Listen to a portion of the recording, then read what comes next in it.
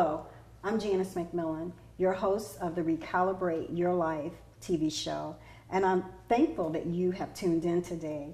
Well, what does recalibrate mean?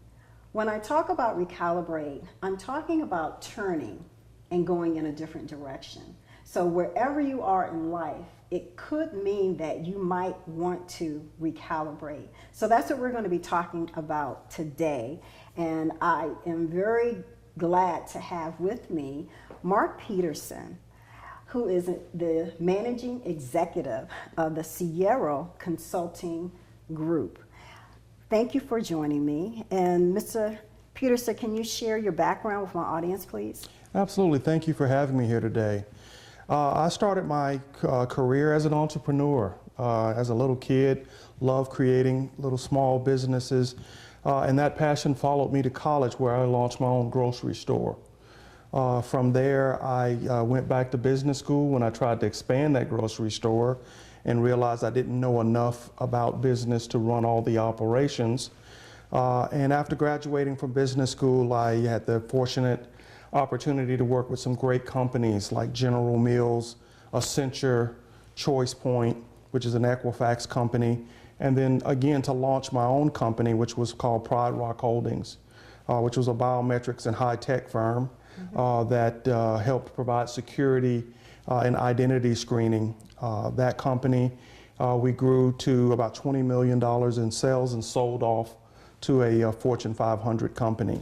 So I've had the opportunity to work both in the executive ranks with some of the largest companies in the world.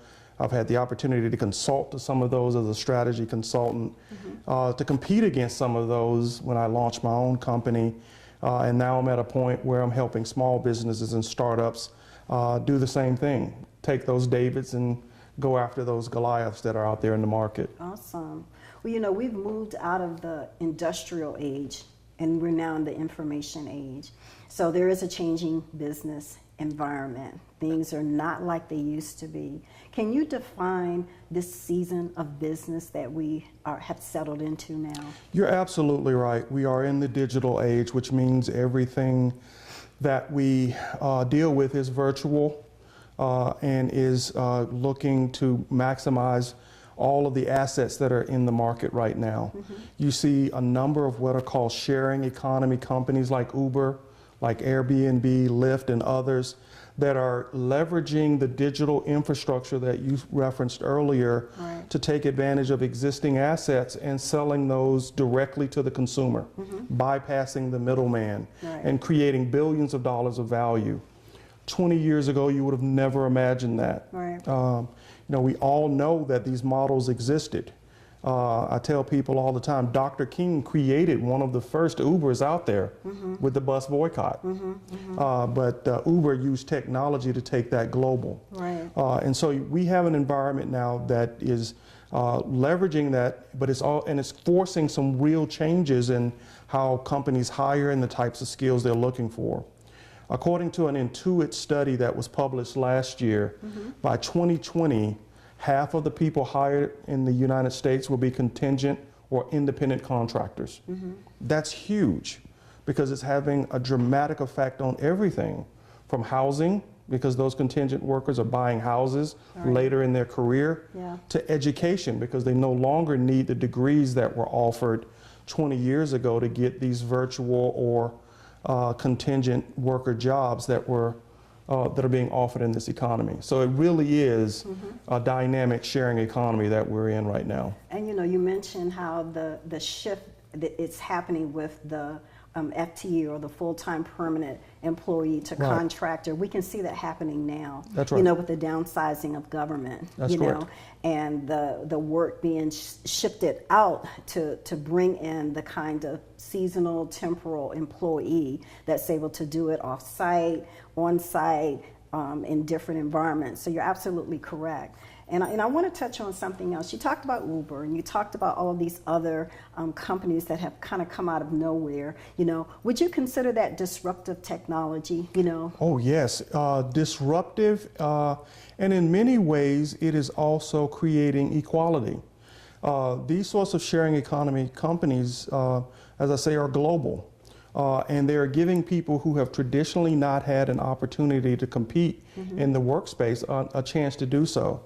In Kenya, you have women who are earning enough money now to buy their own homes. Right. In certain countries where women can't travel without the aid of a man, Uber is giving them the opportunity to do so and work in jobs that they hadn't had in the past. So disruptive from an economic perspective, but also changing how we think about social life. And it is truly changing, I think, for the better lives that have not had a chance to compete for the best capital or the best jobs. Absolutely. Now, when you talk about mom and pop stores, you know, that was the business model years ago, the mom and pop stores. Are there still mom and pop stores now, and is it easy for them to become that startup that they once were? I think mom and pop stores are still a vital necessity. They have to adapt to the times that we're in and utilize those same tools that we referenced earlier in order to build their brands. Right. There are some very successful restaurants, accountants, consultants that have taken these tools and built brands that attract customers all over the globe. I myself, when I started helping small businesses use these tools, and I'd say a third of my clients are outside of the United States. So mom and pops absolutely are a necessity, but they certainly have to adhere to the changing nature of branding and advertising in order to stay relevant. Right. Well, if you've just tuned in, this is the Recalibrate Your Life show with Janice McMillan. We're going to take our first break, and we'll be right back.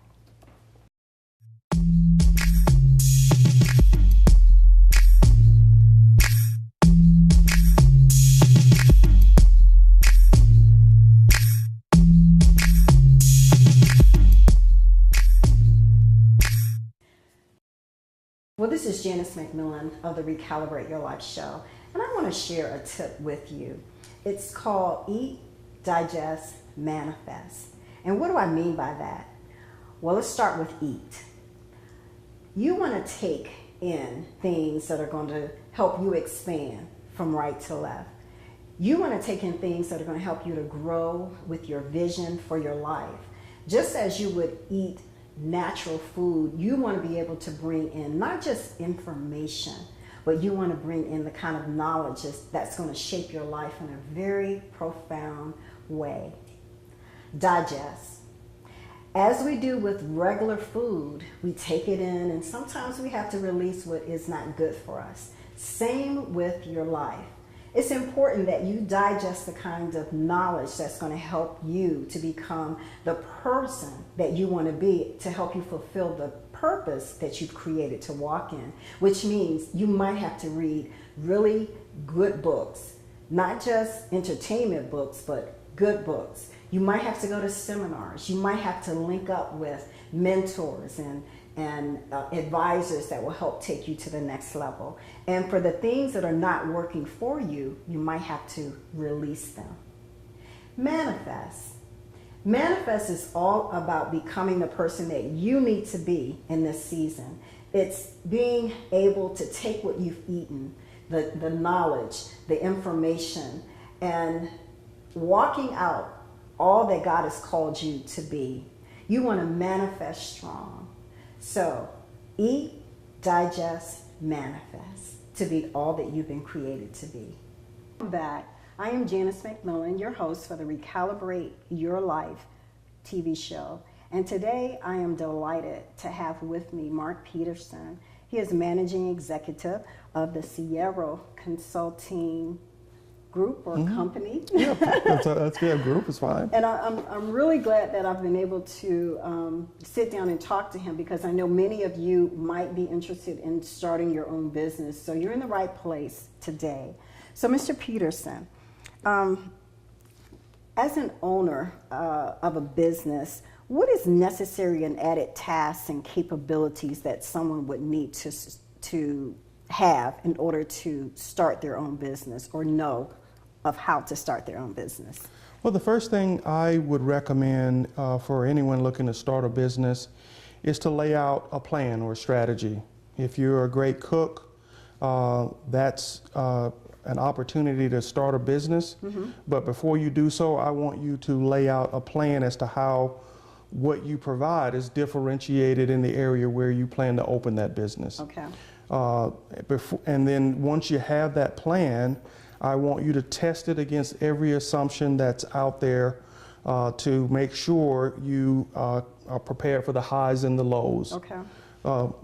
A number of small businesses, and the stats prove this out, about 50% of them are gone after 5 years.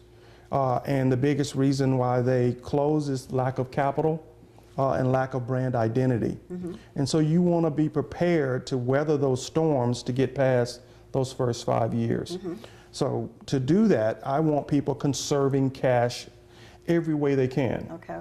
People rush out and put up a brick and mortar location. I say don't do that. Right. If you are a great seamstress, take a picture of it, put it online, right? If you can't build a website, put it on eBay. But figure out a way to test your business model before you expend a lot of capital, because capital is very difficult to get for a small business. You get through those hurdles, the next thing I want you to do is to develop mentor relationships. 70% of the small businesses that have mentors live beyond 5 years. Okay. So get yourself a good board of advisors, of people who have run successful businesses and who can challenge all of the assumptions, both long-term and short-term, and can help you avoid the pitfalls that come before every small business. So those are some of the guidelines and tips that I would throw out there for anyone starting a business.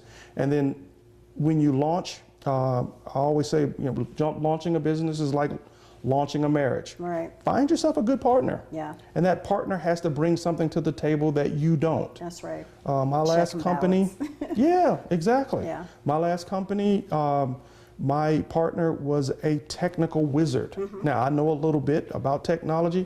He was a genius. There were things that I brought to the table that he didn't have. Right. We were a perfect check and balance for each other. Okay. And we were able to make sure that we spent money where it needed to go in order to grow the business. Because we were taking on some giants, some of the biggest companies in the world. Okay. We couldn't afford to waste money. Yeah. So if I were advising someone about starting a business, those would be some of the things I'd look into first.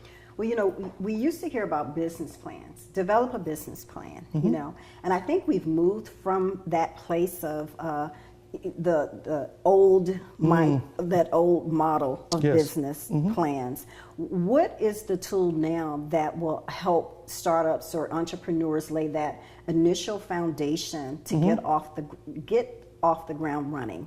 Right. So your old plans would look at a 3 or 5 or 15-year forecast in some cases, depending on the type of business, and it would be 50 or 100 pages long. Yes. Now you're trying to encourage the small businesses, and many of the steps I just laid out are what you call lean startup, where you will test a market with a minimum viable product. The least amount you can invest to get a model and test it and get it in the market, get reaction, and then relaunch. Okay. And that's the methodology that's being pushed now. It's the methodology that I've used with all of the companies that I've launched.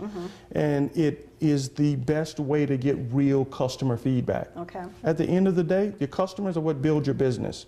And the faster you can get feedback from those customers and reintegrate that into the business, the better the business will be.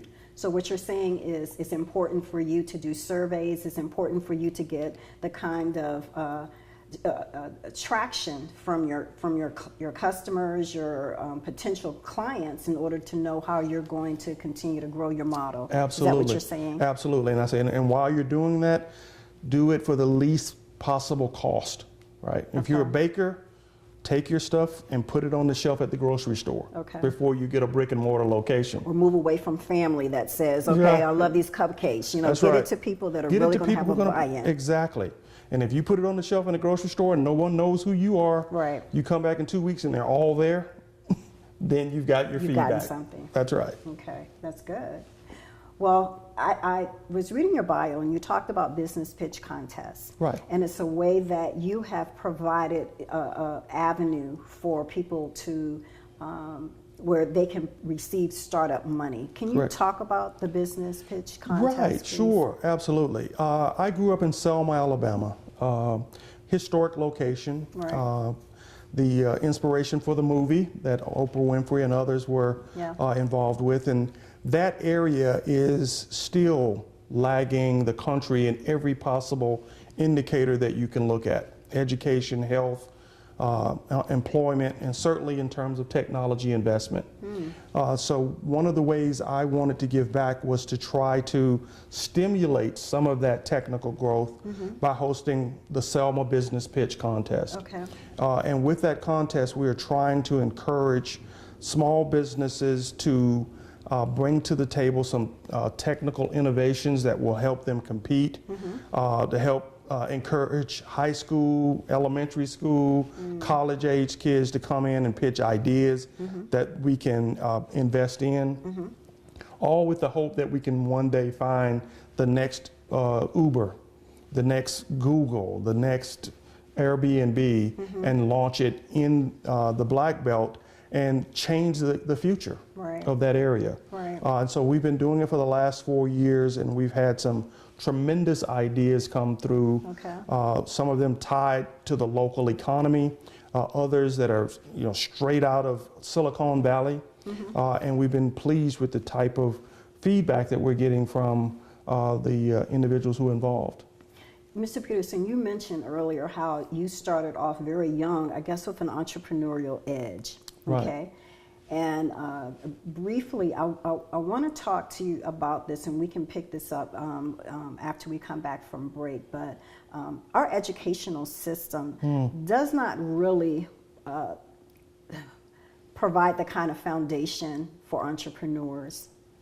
Therefore, you have people that come out of college, come out of school in college, and they are not able to really have a formalized mind to be entrepreneurs. Can you talk about that briefly? Yeah, sure. There's been a dramatic shift away from vocational education towards more of your traditional college track. Right. When you say vocational education, people kind of cringe, but you got to remember vocational education also includes programming. Right. And so Bill Gates would be what you would call a vocational student. Yes. And he's the richest man in the world. I think we have to rethink that because those skill sets are critical for entrepreneurship. Absolutely, absolutely. When I think of Steve Jobs, how he quit college. Right. And he had that business idea. And when everyone else was saying, don't quit school, he did that. Right. And look where his legacy is today. Right. And I think the conversation we had earlier about the changing economy. Right. 50% of the jobs by 2020 are going to be virtual jobs, contingent workers. Right. They're going to be looking for Steve Jobs type skill sets. Yes. Not degrees, but people who can do stuff. Absolutely. And that is going to be important for people who want to be ahead of the curve in 3 to 4 years from now. Absolutely, absolutely. So for young people that you are engaging with, you are stroking that entrepreneurial spirit that's on the inside of them. I'm encouraging them to learn how to program. Teach yourself how to program. There are online classes that can do that. Teach yourself how to build a computer. I did that when I was 9 years old. Take apart a TV, take apart a radio and put it back together. Those are all skill sets that were common in the 70s and 80s and encouraged. Right. Not so much now, but they're coming back and they're required to be successful in this virtual economy. Right, right. Well, if you've just tuned in, this is the Recalibrate Your Life TV show with Janice McMillan, and today I have with me Mark Peterson, and we're talking about the changing business world. We're going into break, and we invite you to come back after our break.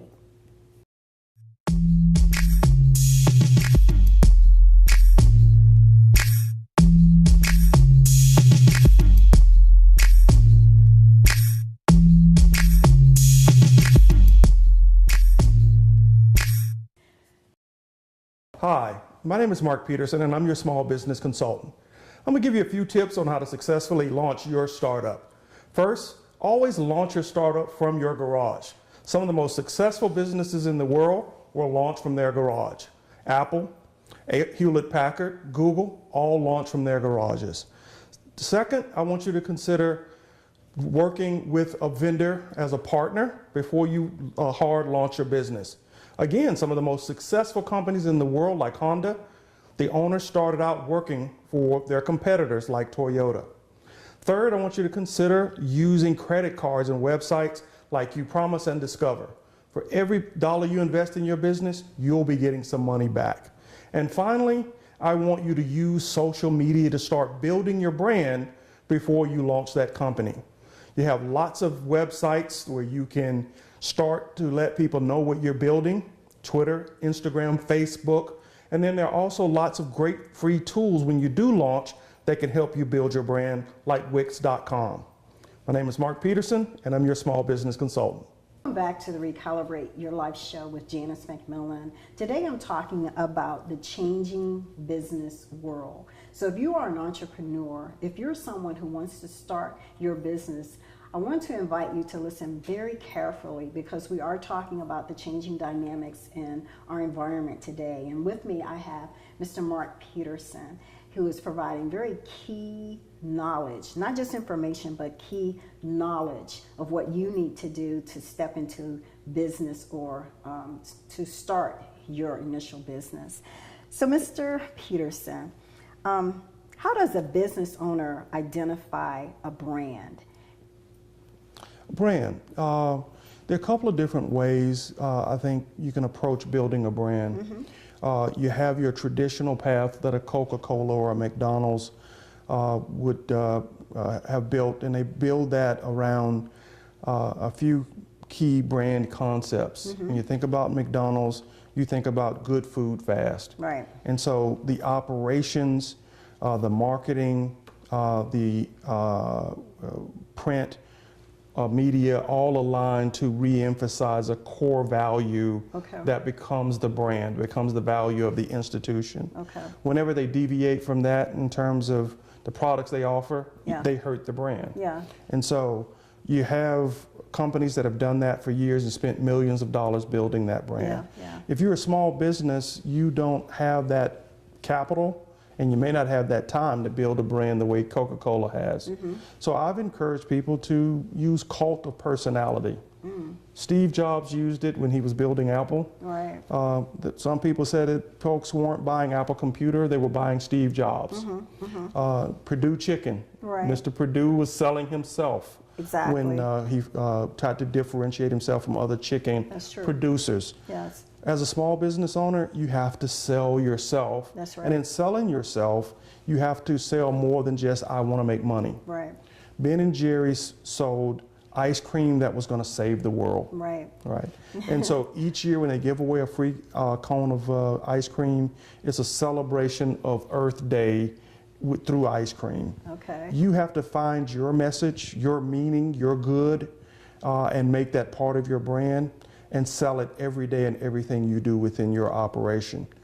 You're going to find a core audience who believes in that passionately, and they will stick with you through thick and thin. So how do you keep them? If they stick with you through thick and thin, what do you have to do to keep them? Be loyal to what they initially bought into with your brand? Absolutely, and then you have to give them a mechanism to feed back into that brand so that they feel like they become a part of your institution. If you're a Star Wars fan, you know that there's so many conferences where Star Wars people show up in uniform. And if you have a picture of me in one of those uniforms, because I do go to those. But yeah, they've done a great job of cultivating the brand by giving that to the fans and say, you control this. Yeah. You have to do that too, right? As a small business owner. And some small business have done a terrific job of having something as simple as comedy nights, if that's a part of your brand, or certain other expressions where you give back. I worked with a small business that provides cocoa. They sell cocoa online. Mm-hmm. They've done extremely well about tying cocoa to a lot of other projects that they give 10% to whenever you buy the cocoa. Okay. And they've named the cocoa Too Good Cocoa. Oh, Okay. And the good is for doing good and for tasting good. So too good has a double meaning for them. And it has caught on because people like the charities that are associated with the brand. That's awesome. So those are the things I would encourage a small business owner to do, is to use that and social media Right. to grow that sort of cult of brand following that will build your business over time. Well, when we talk about securing capital for startups, you know, so often people think about going to the banks. You know, they pull their retirement, they, you know, get their inheritance a little bit early. Right. You know, but is it feasible for an individual to sell their assets? You know, when they're starting out, sell your goods in your house. You know, sell things in your home to just get some foundational capital, because if you look around your home, there's so many things there that you can sell and get money for. Would that be a good way to get capital for your business, you know, for someone who's, you know, just starting out? Oh, yes, yes. My first business, significant business, I mentioned that grocery store, I went out and maxed out credit cards and got the capital that I needed to get the first batch of products that were delivered on campus to all of the students. That was a higher risk because of the interest rates on on those credit cards. But yeah, that's what makes an entrepreneur different from anyone else. They're willing to take that risk Absolutely. to pursue those ideas and to pursue their passion, which is why I always encourage that before you take that step, make sure you have a plan. Yeah. The most successful entrepreneurs never jump without a plan. Yeah. And what minimizes the risk is to know that you've analyzed the risk and know how to recalibrate or pivot when the expectations aren't met with the outcomes. So yes, That's eBay good. is a perfect way to get you some Absolutely. additional capital. That's true. I've done that. Yeah. I've repurposed business equipment. You know, after we've used it and we're done with it, I'll sell it back to get capital put back in the business. Okay. So yes, every way that you possibly can. Okay. Even today, I have properties that I use for my business that when we're not using them, Right. guess where they're listed? Airbnb. Airbnb. Making money for me That's right. to put back into the business. Awesome. So absolutely, get creative and find those ways to generate capital, because getting it from your traditional sources for a small business Yes. is not as easy as it was, say, 10 to 15 years ago. Absolutely. So if you're watching today and you are starting out for the very first time as an entrepreneur, or you're about to do a brick and mortar, I hope these tools have really enriched you. I hope you are, you know, positioning yourself to go out and do things the right way. Thank you, Mr. Peterson, for being on my show, Recalibrate Your Life. Thank you, and thank you for having me. And I hope, like I said, that these tips and tools give you a path to move forward, but don't be afraid. Always look out for help, look for mentors. This is the most exciting time in the world to launch Absolutely. a business. Yes, it is. I'm Janice McMillan, your host of the Recalibrate Your Life TV show.